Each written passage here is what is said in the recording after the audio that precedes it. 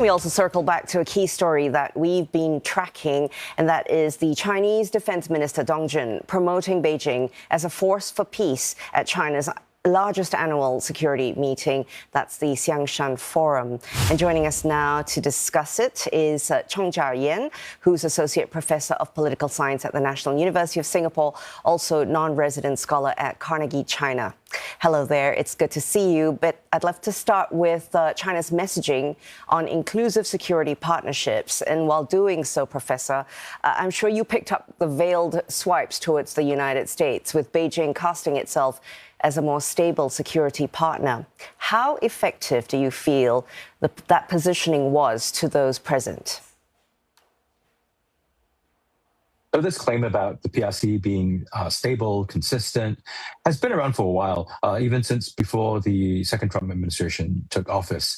Now, if there's going to be traction, it's largely going to be because of the instability and unpredictability that the Trump administration has brought about with its policies, less so than Beijing's own words. After all, like with all major powers, they all like to claim that they're inclusive. They all like to claim that they're a force for peace. Indeed, that is what the Trump administration, too, is saying about itself.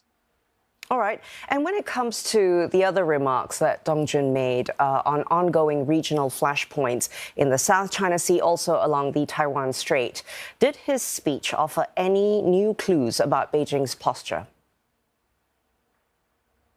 So the claims about the Chinese position being lawful, that unification in their eyes is inevitable, that is pretty much par for the course. They always say that, even though there is, of course, an area of contentiousness in terms of the actual documentation and so on.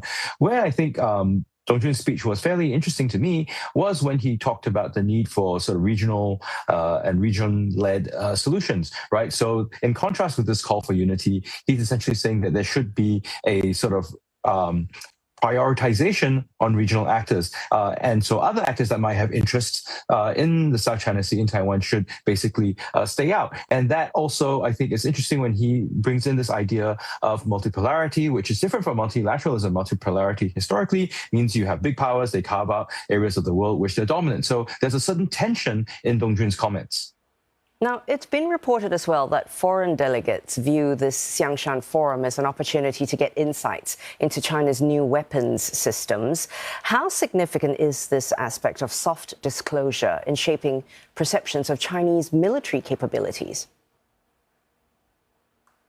So events like the Xiangshan, and also before that, the parade for commemorating the end of the Second World War, these showcase Chinese capabilities. They are managed in such a way to emphasize PRC strength.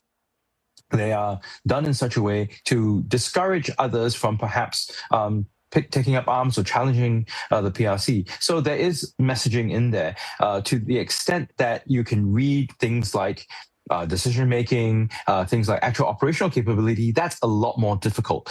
So, I guess people go there to get glimpse, but they will probably, look at what they see with a perhaps big pinch of salt. And Professor, as we know, Dong Jun skipped the Shangri-La Dialogue earlier this year in Singapore, but of course, he made a high-profile appearance at Xiangshan with that big speech this morning. What does this say about Beijing's approach to shaping regional security discourse on its own terms? Right, so this is something that has been in the atmosphere, in the water for some time.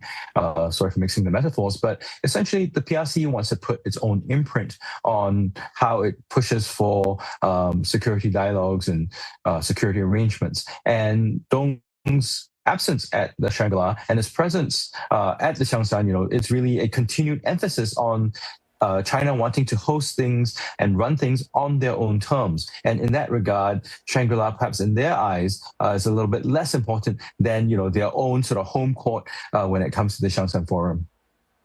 And there's speculation about the commissioning of the Fujian aircraft carrier as well. What does this timing of this forum and then China's broader military messaging tell us about the country's naval strategy? So the Fujian had been on trials for a while. I suppose when all the sort of checks and tests are done, they can commission it. After that, there'll still be some more tests. But I suppose the timing, the attention, if it so happens, draws attention to the fact that the PRC is a big naval power, that it can project a naval capability. Now, that sort of idea of dominance, of presence, is something that Beijing would like to emphasize. The downside of that, though, is that it could cause a degree of alarm and a degree of concern among the PRC's neighbors, notably Taiwan, Japan, South Korea, the Philippines. And they could then take steps to try to counter that. Could get us into a little bit of a security spiral. Chong Ja Ian, thank you so much for speaking with us today and thinking about, the speech this morning, reflecting on it with us. Associate Professor of Political Science at the National University of Singapore, also non-resident scholar at Carnegie China.